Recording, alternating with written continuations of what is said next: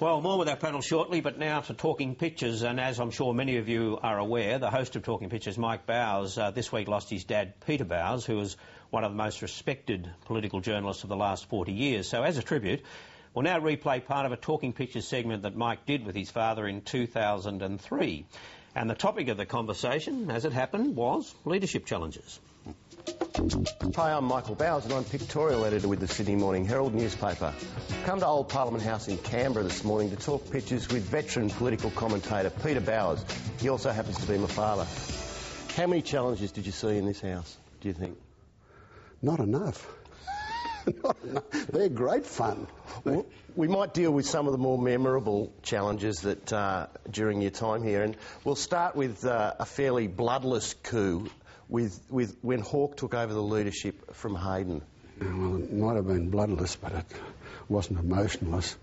There wasn't really a challenge in the formal sense because it all took place in Brisbane. And Bill's executive and key people had ganged up on him, and he just discovered, they called him in and said, you know, you haven't got the numbers, now you can go quietly or else. He was fairly upset by these... mate. Bill was in a terrible emotional mess. One of his staff told me that Bill retired to the bathroom and for some time there were cries like a wounded animal coming from there.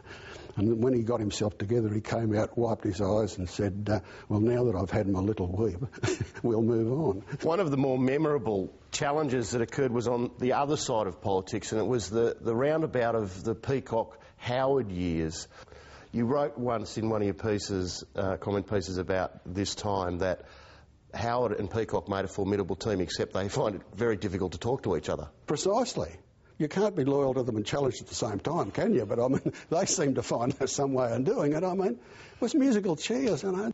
Now, here is Howard at his press conference, looking fairly downcast at his first leadership change. That was the celebrated Lazarus with a triple bypass.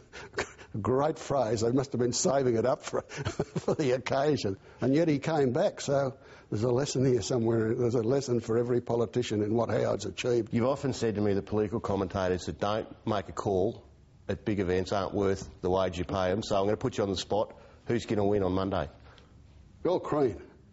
I think he'll win, and as Bill McMahon used to say, I think he'll win and he'll win well.